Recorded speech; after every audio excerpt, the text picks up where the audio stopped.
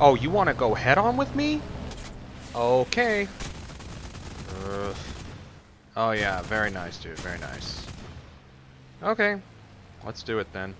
Dogfight. No one on me. Okay, good. Ah, smart move. Wait. No, dude, don't. Don't. Are you stalling? Oh, goodness. Okay, whatever. Come on, don't stall. Nice. Whew. I thought I was gonna stall. Wow. GG, P40. GG. He could have won in that dogfight, too. That's the scary part. Sorry, not the dogfight, the head-on. But I ended up getting him. But yeah, GG, dude.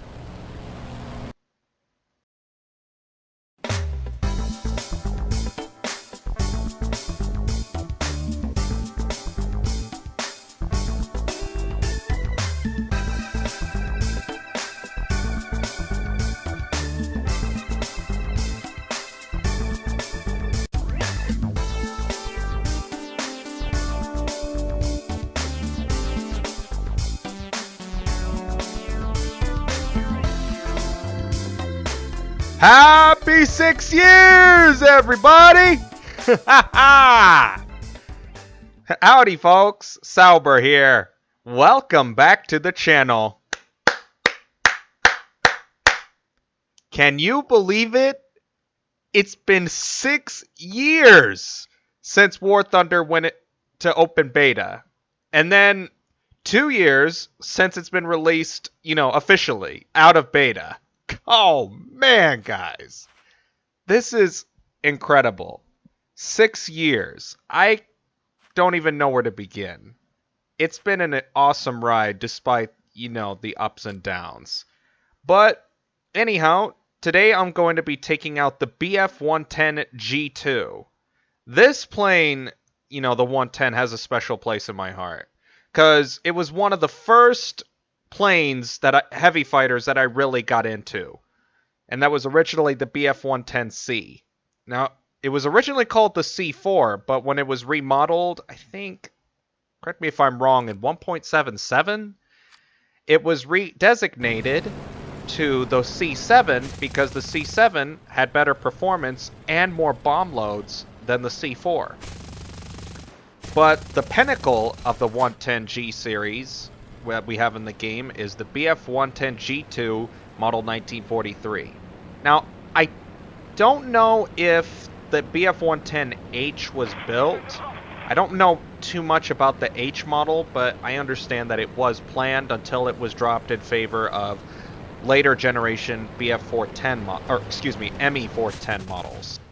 Now, before I continue on, as you may have probably noticed if you look in the lower left-hand corner, that my frame rates are unusually low for this video. Lower than what they usually are. This is usually the low frame rate if I get a really laggy game in ground forces, but not air forces. So you might wonder why that is. Well, I was trying to tweak around with the settings in OBS to try to see if I could, make the video sizes smaller and more optimized, but unfortunately that for some reason cut back on my frame rate. So I was like, oh, whoops. So, and the reason I didn't re-record this video, the replay, is because sadly, by the time I noticed, the frame rate drop and was going to go and re-record it, 1.79, or excuse me, not 1.79, 1.81 dropped, and I wasn't able to re-record the footage, so feels bad, man. But I was able to figure out how to revert the settings back to what they were before and get the frame rate back to where it should be. So thankfully I was able to get that fixed, but not for this video, so sorry about that. Anyway, going back to War Thunder.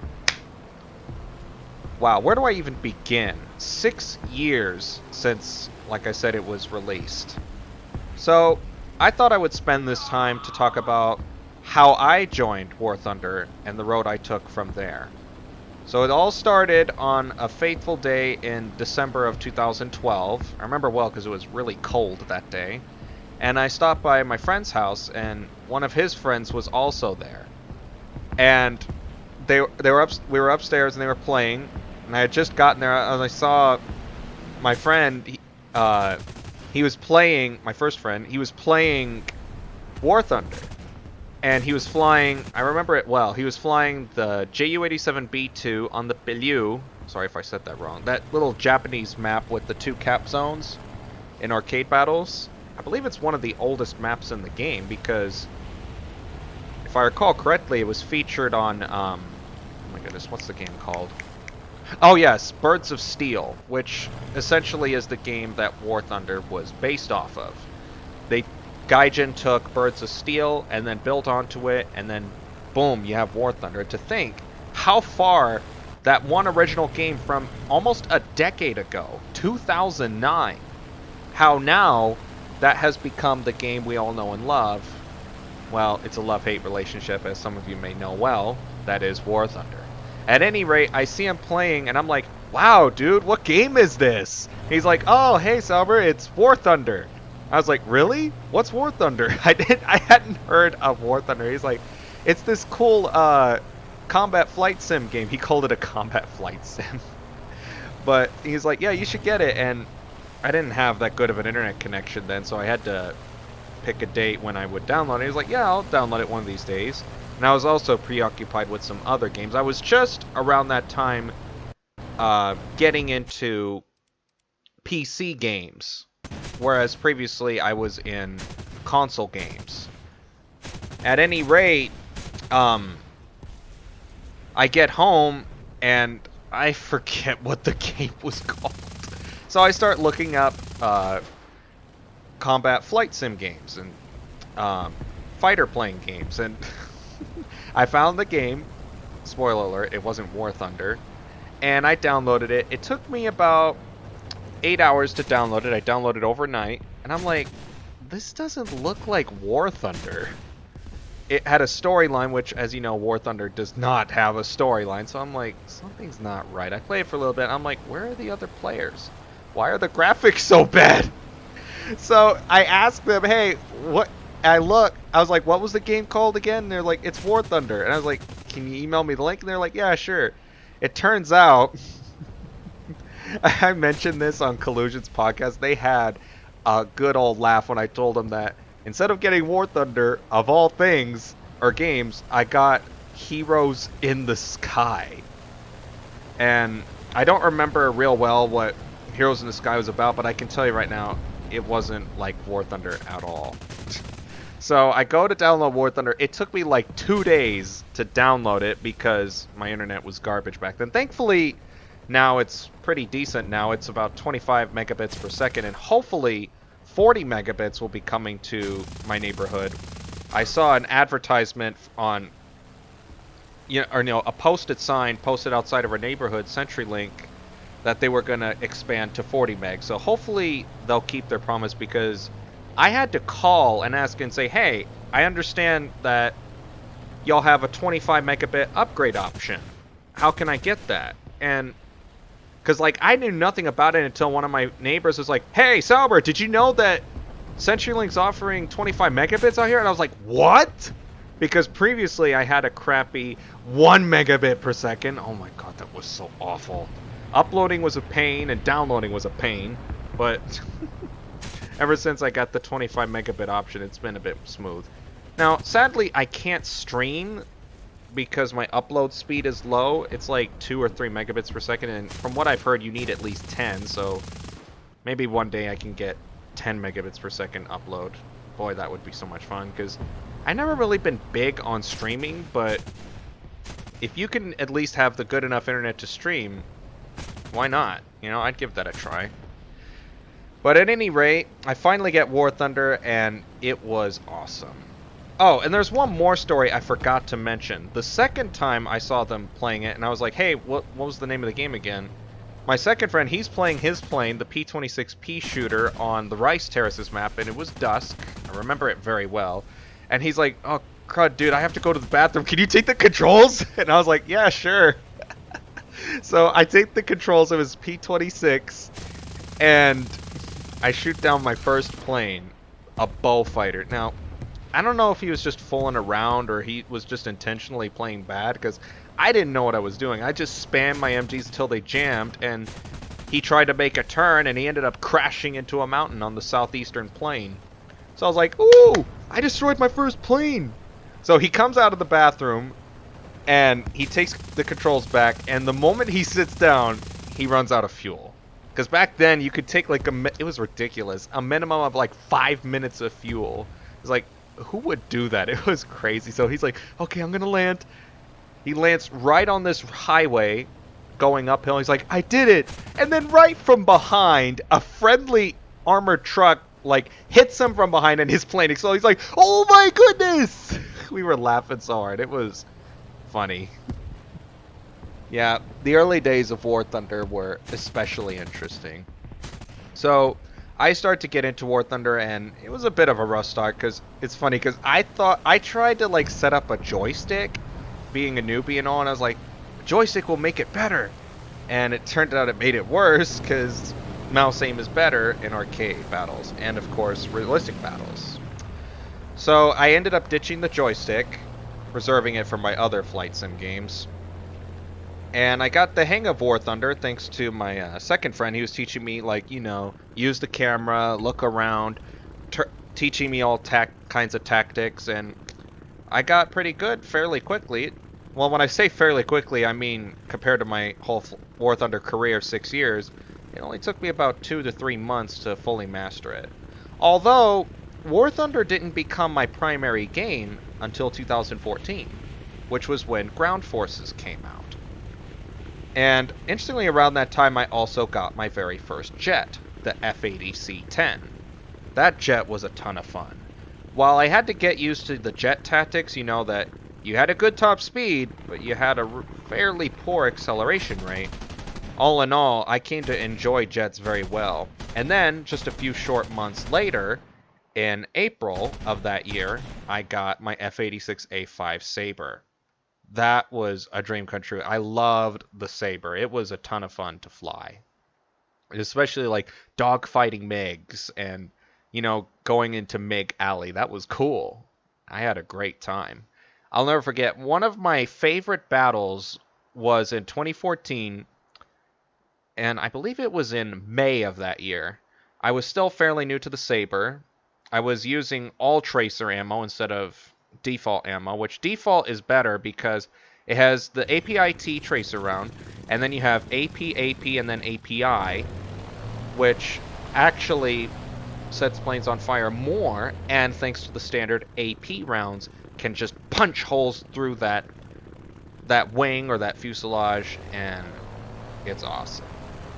But anyway, I was going up against, actually, who later became one of my co-workers on the War Thunder team.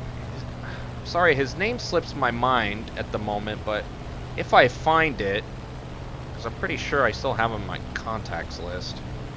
Anyway, if I find it, I'll put an annotation up with his name on it. But anyway, he's flying in his 163, and back then it was easily to Zerg rush the southern airfield on Korea. So I'm freaking out. I'm like, get this 163 out of here! Help me!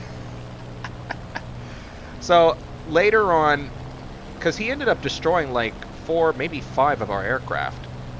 He was really good. And finally, as weakness was to the 163, if you didn't fly it right, he ran out of fuel. Well, let me rephrase that. If you don't, not if you don't fly it right, but if the situation doesn't allow for it, chances are you're going to have to either return to the airfield or risk running out of fuel.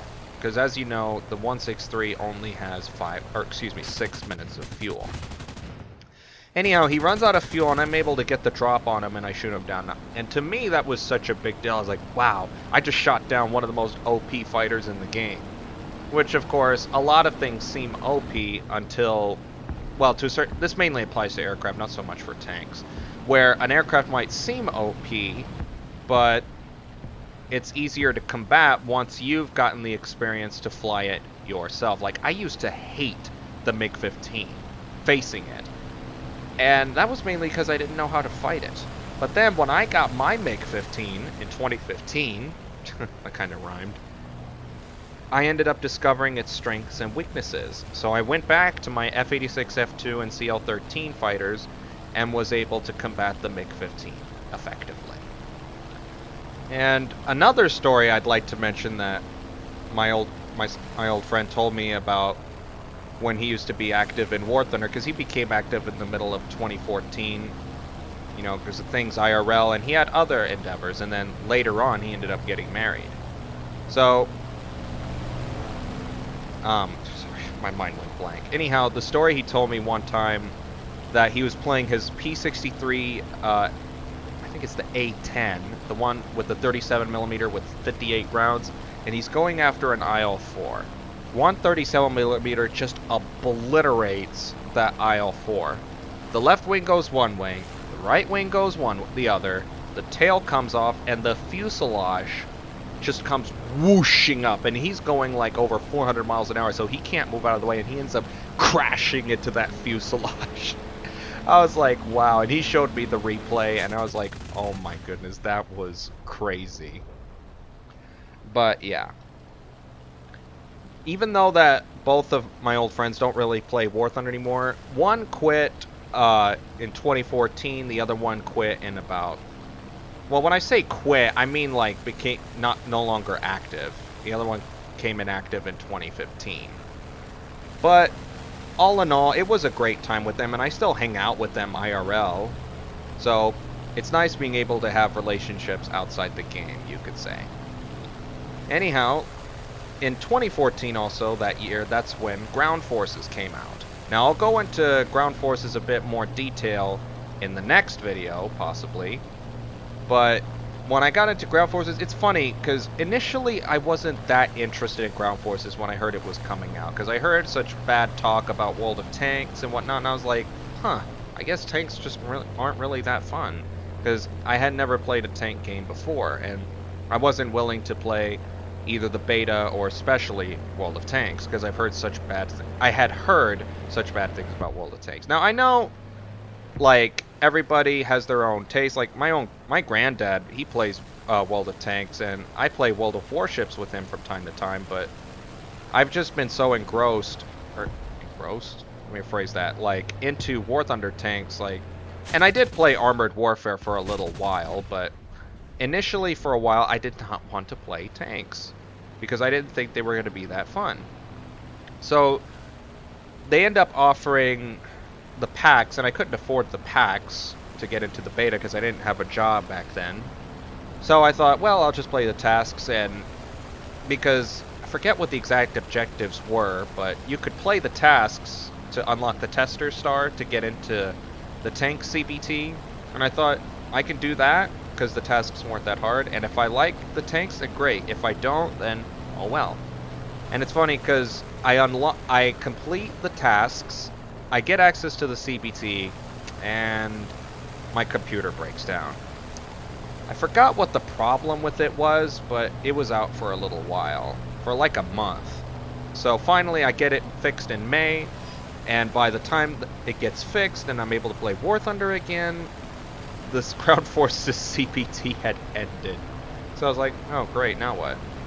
And so my friends ended up telling me, he's like, hey, it's okay that you missed the CBT because you still get the tester's badge and whatnot, and you don't have to deal with the, you know, the tech tree wipe. And I was like, what's a tech tree wipe? And they explained that the CBT wasn't to get ahead for whatever vehicles you unlock during the CBT. And for those of you that might not be familiar with this, just think about when naval forces were just released not too long ago, and whatever progress you made in the CBT just got wiped straight to the beginning. You know, reserve boats, although thankfully you did get to keep your premium boats.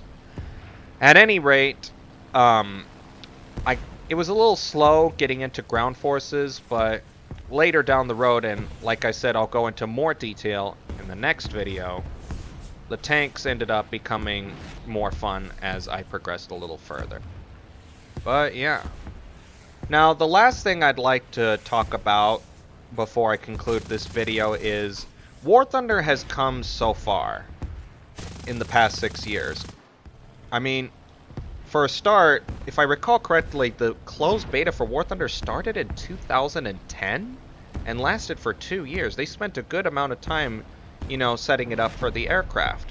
And then a similar amount of time for tanks, and then a very long time, I think like almost 4 years, for the naval forces, and then just 2 months with the helicopters. And without going into too much detail, I honestly can't help but wonder if the helicopters were rushed out of CBT. Because I still think there could have been a little bit more improvements to them, but I won't go too deep into that right now, but I will admit that I hope that they'll expand more on the helicopters in the near future. Now, where was I? Oh yes. War Thunder has come a long way in these past 6 years. So, what's next? I mean, seriously, what's next? What can we expect for War Thunder in the future? Now, I've heard from a little special source that essentially this is what they said. That that 2018 is going to go out with a bang. That War Thunder is going to get something huge. Now, I will be honest with you. I don't know what that special surprise is. And even if I did, I can't tell you because it wouldn't be a surprise. But in all honesty, I really do not know what this is going to be. I'm really, honestly, at the edge of my seat here. And let me know in the comments below what you think this surprise, if you want to call it that, might be. I mean, could it be like rank 6 jets? And when I say rank 6, I don't mean like the F-100 Super Sabre or the MiG-19 Farmer. I'm talking about like maybe the A-10 Warthog or Thunderbolt or the Su-25 Frogfoot. Like, ground attack jets, something like that. Could we maybe get submarines? Enduring confrontation for ground forces, which I've been waiting for 4 years. Enduring confrontation for naval forces. Enduring confrontation for helicopters. Or maybe take a one step back in time and maybe World War I vehicles? That would especially be cool. Or would it be a combination of 2 or more of what I've just mentioned? We'll just have to wait and see. But let me tell you, I'm certainly excited. And I have no doubt, War Thunder is going to make 2018 go out with a bang! We'll just have to wait and see. But once again, be sure to let me know in the comments below what you think this bang is going to be. But anyway, that is it for today's video. Thank you so much for watching. Hope you are enjoying the videos so far. I certainly enjoy doing them, even though I may not be able to do them as often as I'd like. So yeah. Oh, by the way, be sure to stay tuned after this video, assuming I can get it uploaded in time. I'm going to be releasing a little slideshow, my very first on the channel, which will basically be taking, now obviously not all of them because I literally have thousands of screenshots from War Thunder I've archived since 2013, but basically some of my favorite screenshots I found digging through my archive and going from 2013, which was when I first started playing, all the way to the present. So be sure to stay tuned for that. But anyway, thank you so much for watching. Have a great day. Stay safe. Peace out.